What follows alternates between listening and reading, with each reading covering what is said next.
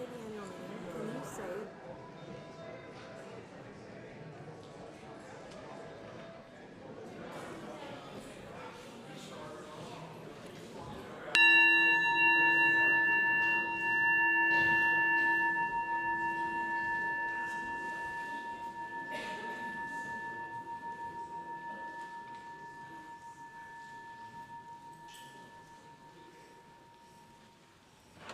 Good morning. I'm Barbara Colton, a member of the Board of Trustees. Welcome. Welcome to MLUC this morning. A special welcome to all of our friends joining us online. If you're joining us for the first time, or the second, or the third, welcome to our community. This is a place where love and hope is at the center. Here we make space for healing and joy, for beauty and truth, for questions and reflection, and for sharing compassion. There's a lot always happening here at MLUC, so please be sure to check the back of your order of service and our new website regularly to see what is happening. Today, we will have our annual congregational meeting starting at 11:30 a.m. here in this room. The meeting is open to all, and we hope you'll all stay. There will be a light lunch, an interesting mix of food in the room across the hall after the service, and childcare will be available during the meeting. Members, please stop by the table in the atrium and pick up a green card, not that kind of green card, a colored green card. No citizenship is required, in order to vote and pick it up from one of the board members before the meeting. Our service today will be led by our senior minister, Reverend John Morehouse, our director of learning and family ministries, Star Saras-Borchelt, our congregational life coordinator, Yvette McDonald, our music director, David Brown, on mandocello and another instrument, surprise instrument, along with Colin Bunderson on fiddle, and our worship associate today is Deborah McKnight. Now please join together in saying our mission statement. Together, we transform lives with love, service, and our welcoming faith.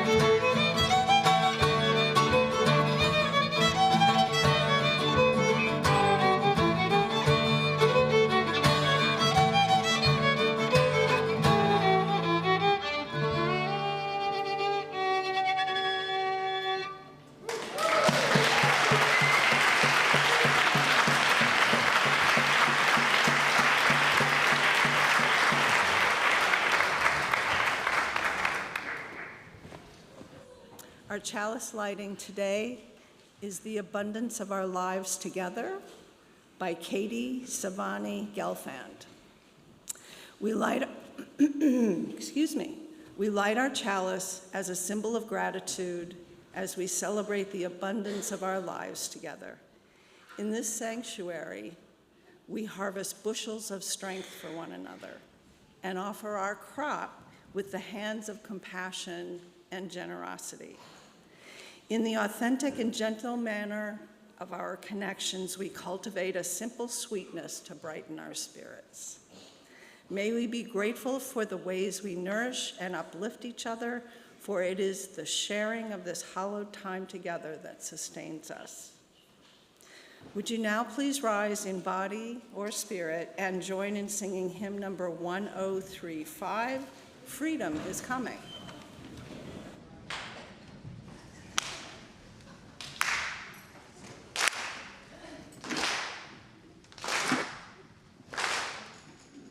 Oh, freedom, oh, freedom, oh, freedom, freedom is coming. Oh, freedom, oh, freedom, oh, freedom, freedom is coming. Oh, freedom, oh, freedom, oh, freedom, freedom is coming. Oh, yes, I know. Oh, yes, I know. Oh, yes, I know. Oh, yes, I know. Freedom is coming. Oh, yes, I know. Oh, yes, I know. Oh, yes, I know. Freedom is coming. Freedom is coming. Oh, freedom. Oh, freedom. Oh, freedom. Freedom is coming. Oh, freedom. Oh, freedom coming. Freedom is coming. Freedom is coming. Oh, yes, I know. Freedom is coming. Freedom is coming. Freedom is coming. Oh, yes, yes, I know. Oh, yes, I know. Oh, yes, I know. Oh, yes, I know. Oh, yes, I know. Oh, yes, I know. Oh, yes, I know. Oh, yes, I know. Oh, yes, I know. Oh, yes. Oh, freedom. Oh, freedom. Oh, freedom. Freedom is coming.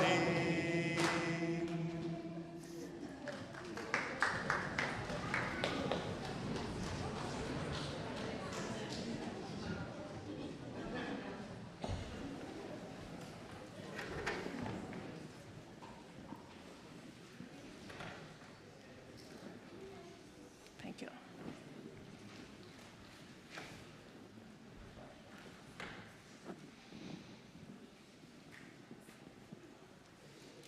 There once was a beautiful and powerful tiger. One day she was captured by a mean and cruel man and put into a cage. The man kept her in a cage in the jungle not far from her house, and every day he would bring her a bowl of water and some food, but she was lonely. And sometimes the tiger would look at her own reflection in the bowl of water, and she would say, "My, I must be a beautiful tiger." But when the man heard her say this, he would lie and tell her, no, you're not a beautiful tiger. You're very ugly. You're a pitiful creature. And sadly, the tiger believed the man.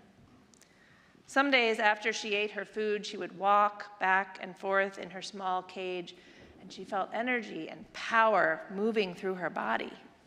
And she would say, "My, I must be a powerful tiger."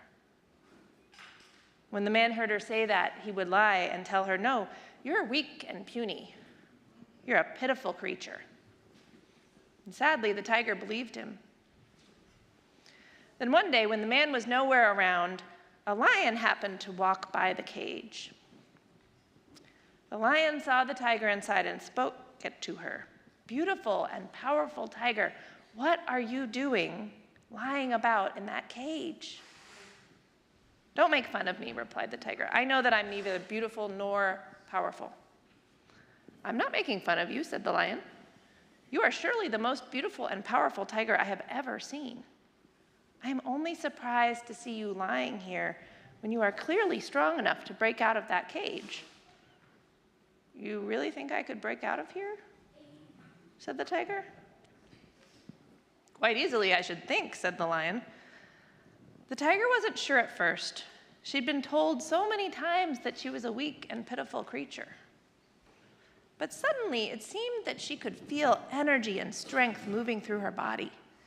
She began to pace back and forth in her cage, and then almost without thinking about it, she leapt against the cage door and it flew open without any resistance. Once outside the cage, she was kind of dazed.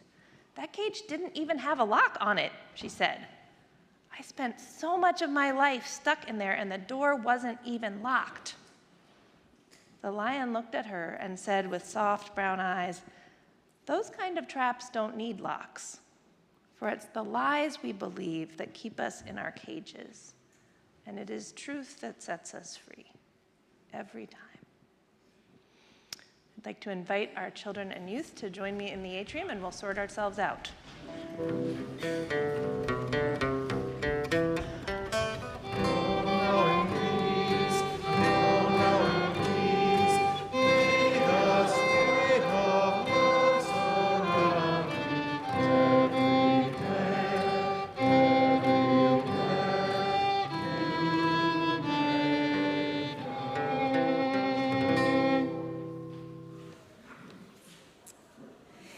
Each month, we donate half of our collection to a worthy organization in need.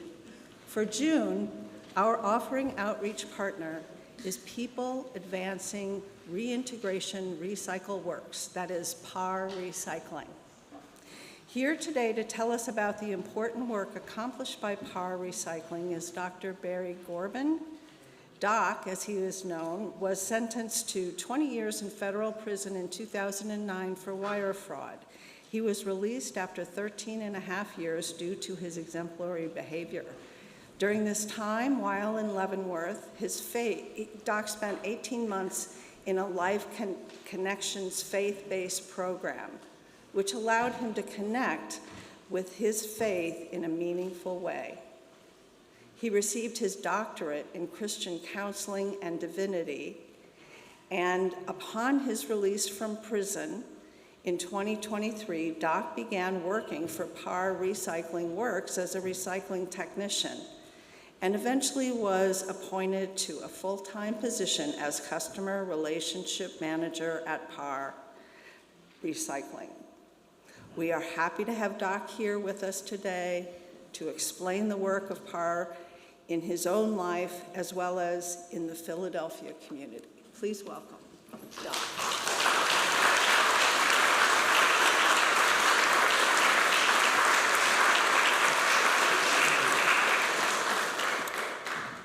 Good morning. I'm really happy to be here in such an obviously warm and welcoming environment. It's a really special place you have here, and I'm glad to be here. Okay, what I basically would talk about is the organization I work for. It's a nonprofit. It's called PAR Recycle Works, and what we do is recycle end-of-life electronics, and we do it in a very responsible way. There's an accreditation that we're really proud of. It's called R2V3, fancy name, but it means Responsible Recycling Version 3. But what that means, importantly, is that no part of anything we process will ever end up in the landfill. And that's a huge task to reduce things down to there's no visible waste impact on the planet. And we also hire exclusively formerly incarcerated people, and we train them. It's transitional employment. So people come to us straight from prison most of the time, and we give them rather robust support and as well as employment, and then place them in even better employment permanently. And so that's, to me, it's just a win all the way around, right? An organization that helps the planet and, sustainability, and then also helps rebuild lives, which is a benefit to the individual and the community at large. And that's basically what we do. And I'm very, very, very gracious for, you're just choosing us.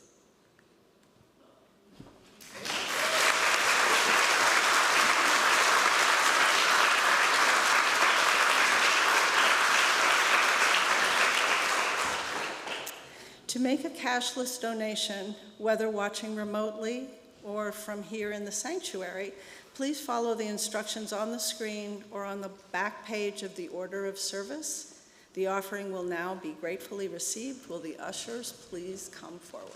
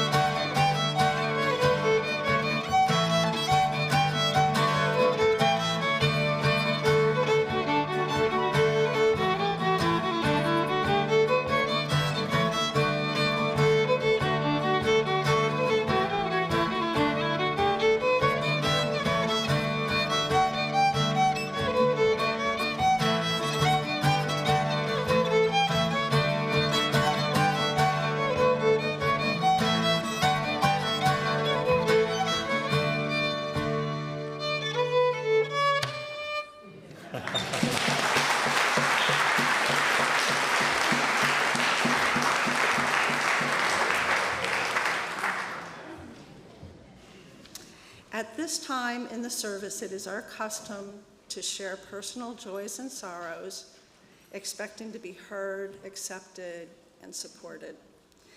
As a community, we acknowledge each joy or sorrow by lighting a candle and saying together, "We hold you in our hearts."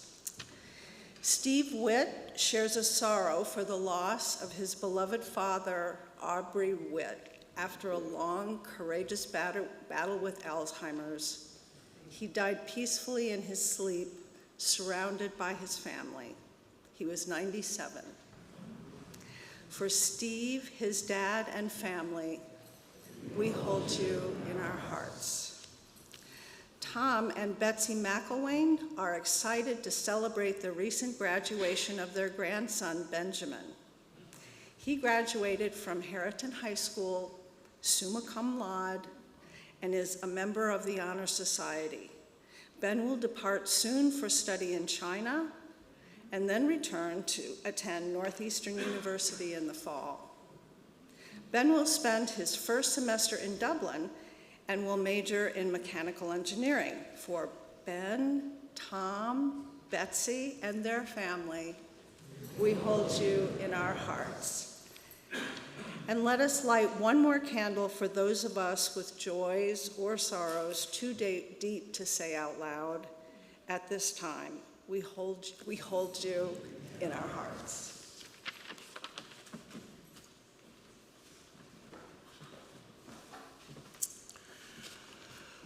Well, it's been a great pleasure to have Yvette McDonald on our staff, and I know that she's done so much for us already in Caring Ministries. Yeah, let's do that. I think so.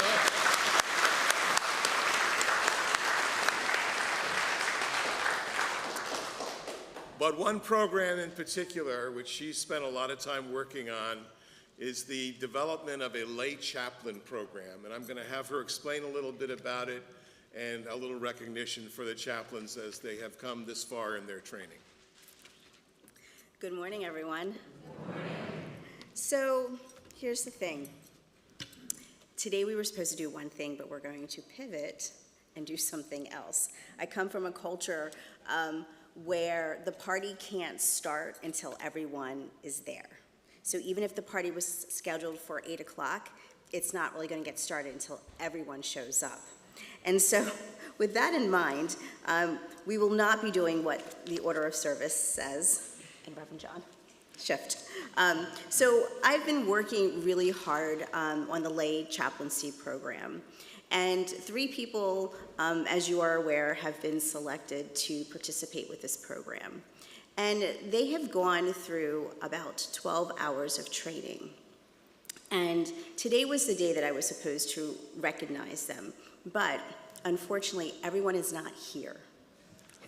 So with that in mind, please know that today during the annual meeting, if you all have questions specific related to the lay chaplaincy program, I'm happy to answer them. But I'm going to hold on to this goodness and my excitement for just a little bit longer until everyone is able to arrive for the party.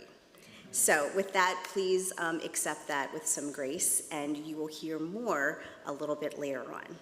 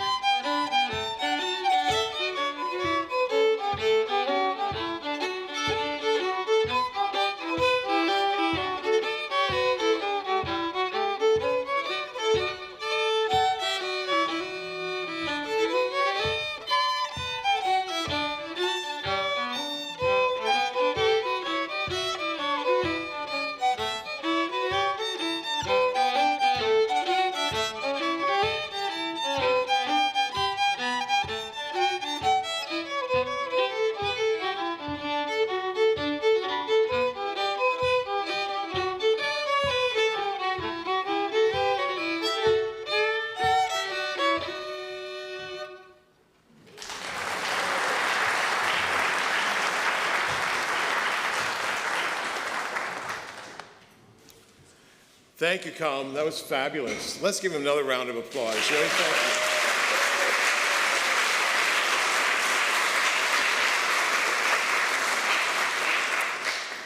you. Our music is in good hands into the future. It's good to see so many of you here this morning. I know it's been quite a week, huh? Quite a week in Los Angeles these days. A lot of folks very worried about what's happening. I have 2 kids who live in Washington, D.C. The tanks are amassing. The parade is coming. But it's a very scary thing.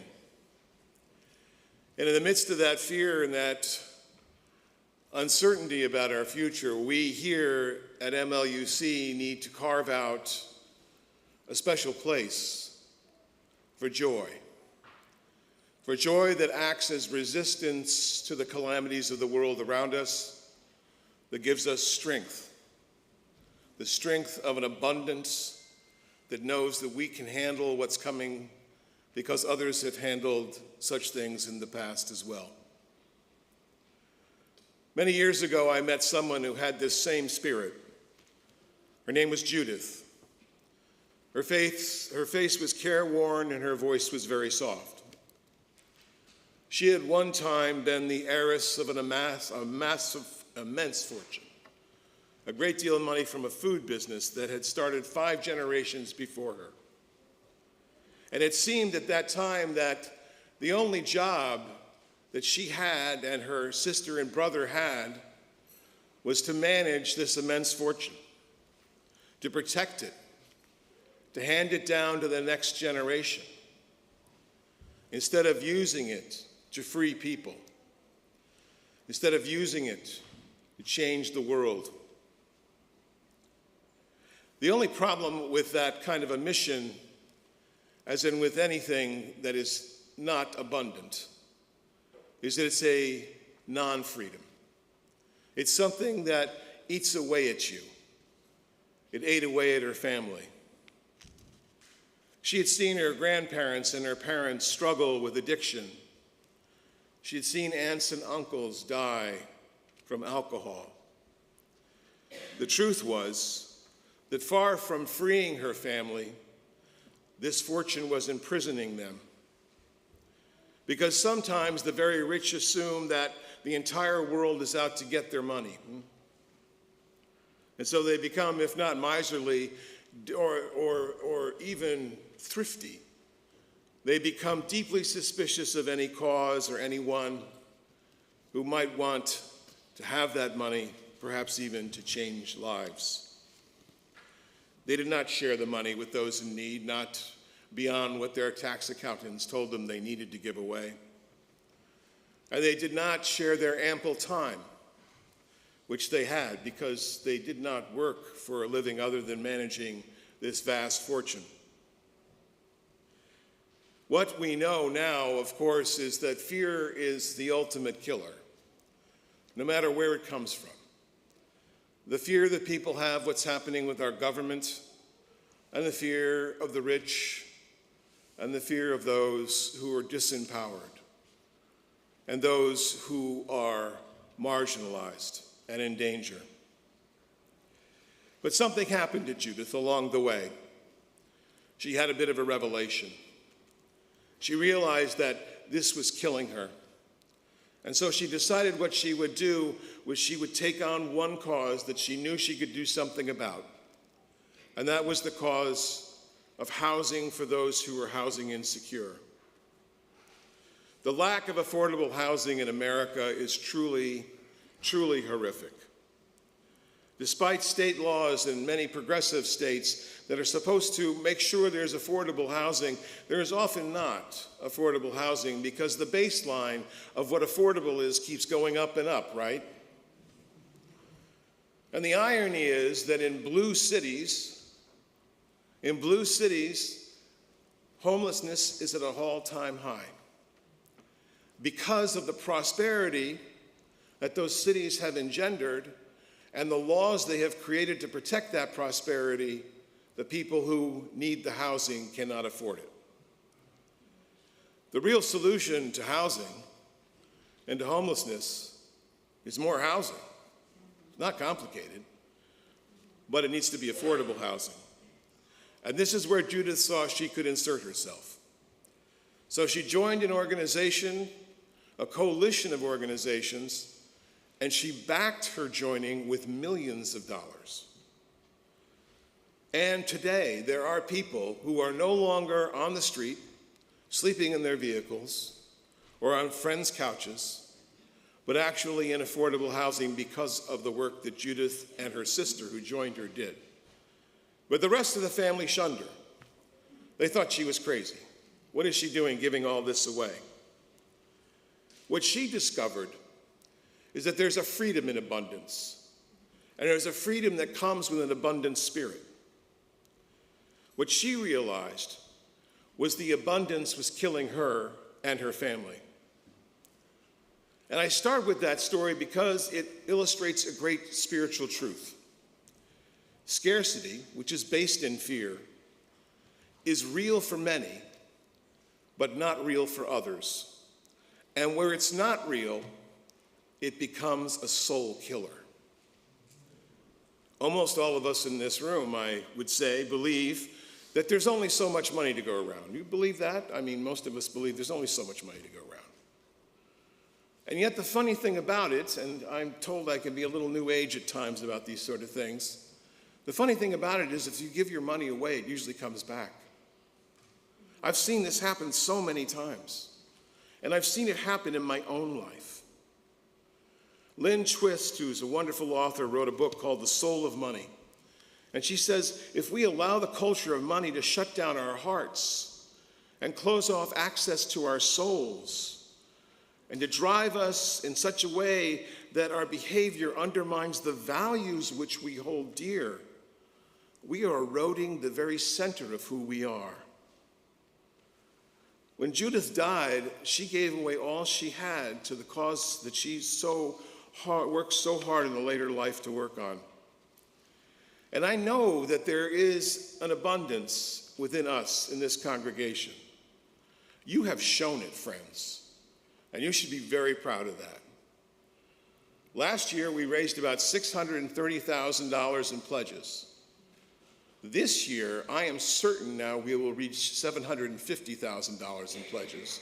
And that is amazing.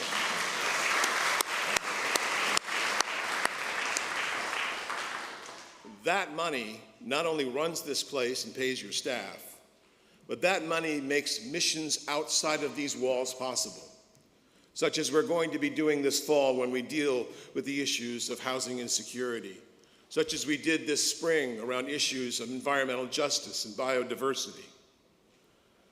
I wasn't always who I am now. I'm a pretty generous guy.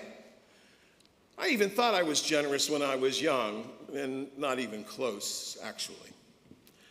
I was always worried about money. I always thought I didn't have enough, and I was an entrepreneur early on. I had a company when I was in my 20s. We were making money, but it was never enough money. There always had to be more money. That was until I met Frances. Some of you know Frances. She lives by a philosophy that I was introduced to the first day we were together. She says, money flows in and money flows out, and we direct the money where it is needed most. It's a simple philosophy, but it's not rooted in counting where that's going to come from, as much as it is being sure that we keep our hearts open to what we have and what we're able to give. And I can say, humbly, I think, as humble as I can be, that we've helped hundreds of people because of that. That philosophy, that abundance, which I believe is in the hearts of all of us, could set all of us free and could make the difference of life and death to those who are finding their way into our doors, perhaps today, and those outside of our doors who so badly need what we have to offer, where we can take this little bit of joy, this little bit of help, this little bit of love that is at the center of our mission and our faith, and we can do something with it. And we are doing something with it. I used to lose sleep over the pledge drive. Do you know that? I don't lose sleep anymore, not over that anyway. I have other things I lose sleep over. We are not going to have to worry about who we are, but we are going to have to apply what we have to the world that's out there. Timothy Snyder is a wonderful author, a philosopher, He wrote a book not long ago entitled On Freedom, and he said there's a difference between freedom from and freedom to. Most of us live worrying about freedom from. As I was looking at the headlines today and the National Guard being called into Los Angeles, I was in the freedom from. We need to be free from that kind of tyranny. But that's not enough. That's not enough. That's a negative freedom. We need a positive freedom. We need a freedom to do things. Can you hear me? The Buddhist Thich Nhat Hanh said, there is a freedom that comes from the abundant heart, and it is not easily explained, he said. This freedom may start as a freedom from childhood habits or freedom from childhood fears, but it needs to move to be a freedom open to the love that's enfolding us and the truth that does reside in our hearts. This is the freedom, deep inside, that opens when we give. When Russia invaded Ukraine in 2022, the second time they invaded, all the pundits thought that the Ukrainian President Zelensky would go into exile and Ukraine would fall in a matter of days, if not hours. You remember this? But that's not what happened. Zelensky stayed in Kiev, and he's led his people through the horrors of war. He's led his people through great hardship. He's led his people through an interview in the Oval Office with Trump. God help us. And he's done that with a fierce optimism and hope. And he did this because, in his words, freedom is not just about having getting our hands unshackled. Freedom is about more than just unshackling our hands, but unshackling our minds. It's not enough to want freedom from Russia, he said. We want freedom to be free, to determine our lives, to raise our children, to create a future. It's not about what we are unable to change in our past, but about what we are able to do in our future. And that is something that I think a lot of politicians didn't understand. His desire for freedom to become something was more than a freedom from something. That's the abundance I'm talking about. And of course, here at MLUC, we're seeing this happen in real time. Just last Music Sunday, how about that Music Sunday, huh?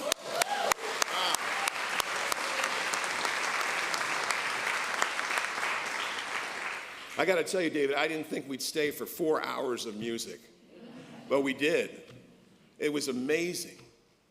And someone who hadn't been here in years walks in the door, and she comes up to me and she introduces herself to me and she says, "What happened? I haven't been here in 3 years. What happened? This place is packed. This place is packed. There's energy all over the place." And I said, you know, what happened was we set the ministry free.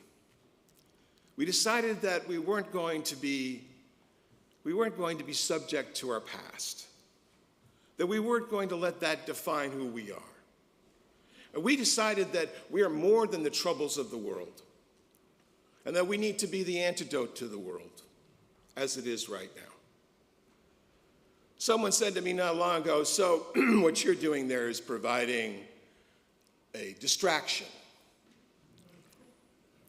They don't come to this church." And I said, no, it might be that for some people, but I actually think of it as soul work.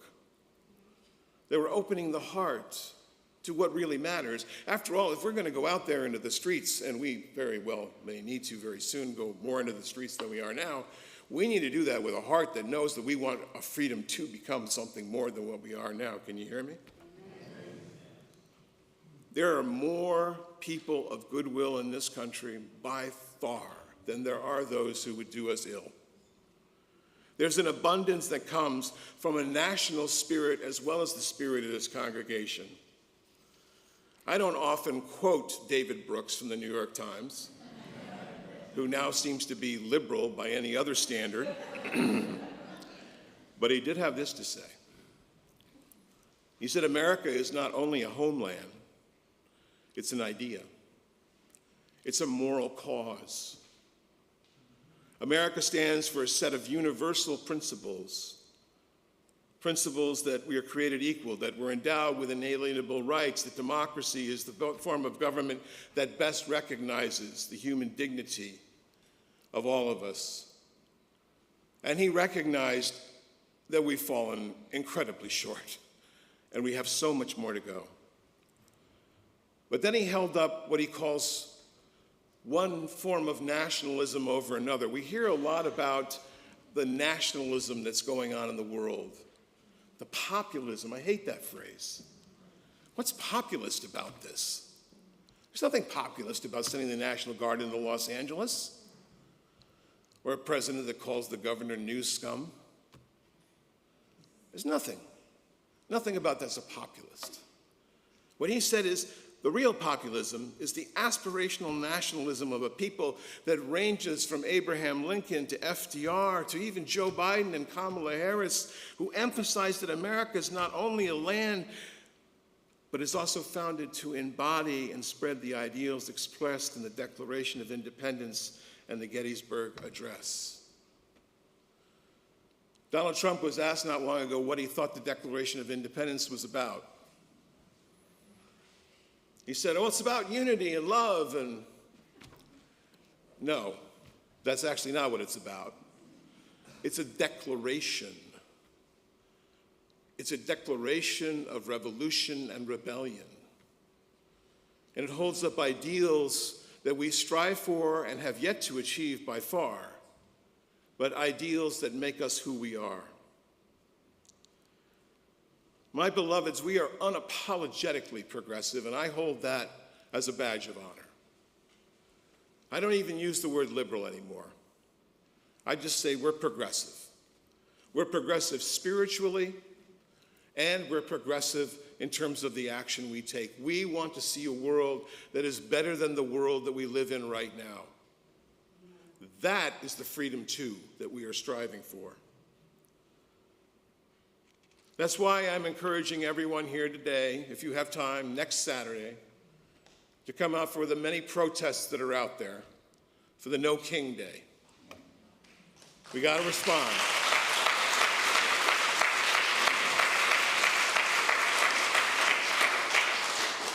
We've got to respond. This is also Pride Month. This is Pride Month, that we as Unitarian Universalists and all progressively minded spiritual people need to be standing out there for pride, because I just read this morning that the Southern Baptist Convention has voted to dismantle marriage equality in this country. We have a job to do, don't we? And we're going to do that. It's not always possible to lean into abundance, friends. I understand that. I understand that sometimes our lives are just totally overwhelming. Yes, absolutely. If you can't go there, you can't go there. Don't. Come, be strengthened for the days ahead. But if you can, I'm urging you to be out there. We're going to need to be out there. You see, our love that stands at the center of all we do is nestled in this valley between protests on one hand and joy on the other. And that's where we have to be. We have to be in tension between those two. If we want to stop the assaults on poor people, if we want to stop the assaults on queer people, if we want to stop the assaults on people of color, if we want to stop the assaults on truth, we have to be out there. On good days, I look around from my beautiful perch at the parsonage, and I just turn to Francis and I say, where are we? Sublime. But then I remember that that's a reminder that abundance is all around us. It's all around us. It's in the nature that we see. It's in the beauty of this room that was built by people that came before us. It's in your hearts, it's in your family, it's in love wherever you can find it. And we live in a sheer sheer amazing world, this diversity, this dazzling diversity, despite what politics may say, is the reality we live in. People ask me sometimes, they say, John, what would you call yourself, theologically? How do you describe yourself? It's a common question ministers ask one another. And these days, I've landed on, I'm an enchanted agnostic with mystical tendencies. Because I'm not sure, but I like the idea that I'm not sure, and maybe there's something more. I know there's something more. I'm going to find that something. But as my friend Tom Owen Toll said, I also believe that we are all free-thinking mystics with hands. And that's where I want us to be. I'm going to close with something joyful, a reminder of what we really are here to do. And this is a video from the UU songwriter Peter Mayer, who made the best case I know for celebrating the freedom of abundance that is ours to create in this beautiful world. Let's watch the video.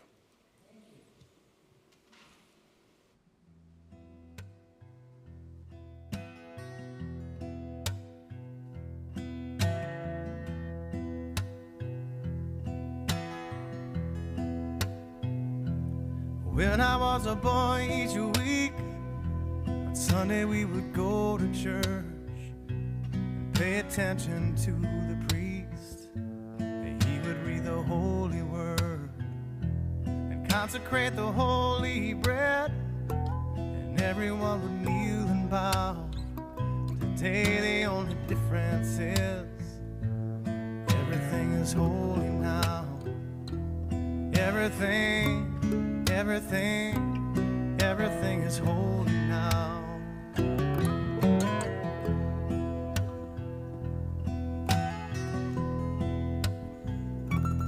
when I was in Sunday school, we would learn about the time Moses split the sea in two, and Jesus made the water wine. And I remember feeling sad. Miracles don't happen still. Now I can't keep track, 'cause everything's a miracle.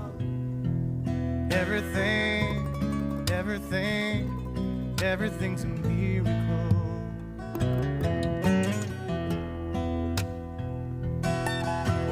Wine from water is not so small, but an even better magic trick is that anything is here at all. So the challenging thing becomes not to look for miracles, but finding where there isn't one. When holy water was rare at best, it barely wet my fingertips, but now I have to hold my breath like I'm swimming in a sea of it.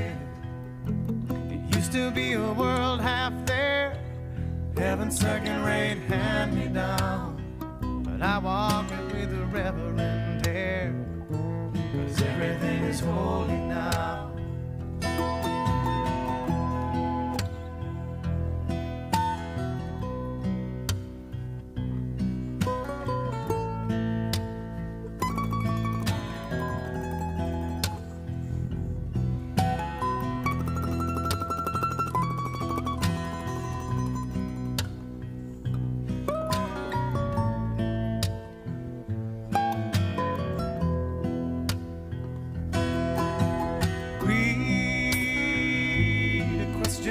Child's face, say it's not a testament, that'd be very hard to say.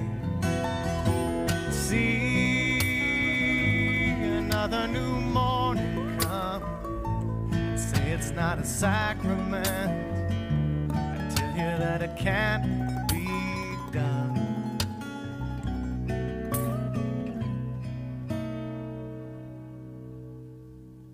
This morning outside I stood, I saw a little red-winged bird shining like a burning bush and singing like a scripture verse. It made me want to bow my head. I remember when church let out, how things have changed since then. Everything is holy now. It used to be a world half there, heaven's second-rate hand-me-down, but I walk it with a reverent air, 'cause everything is holy now.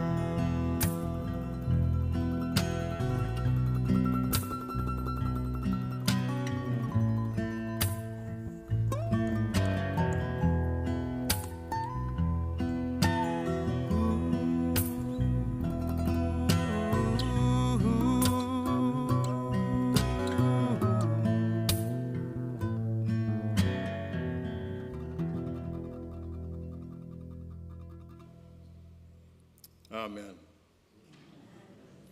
Let's join together in the closing hymn, number 324, Where My Free Spirit Onward Leads. Please rise in body or spirit.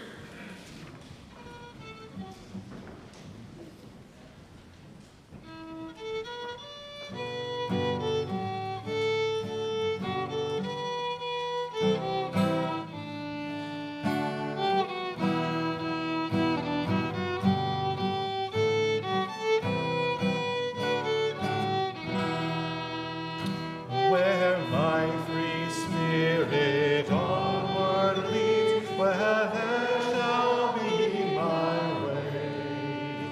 But my own light illumined, I have journeyed night and day.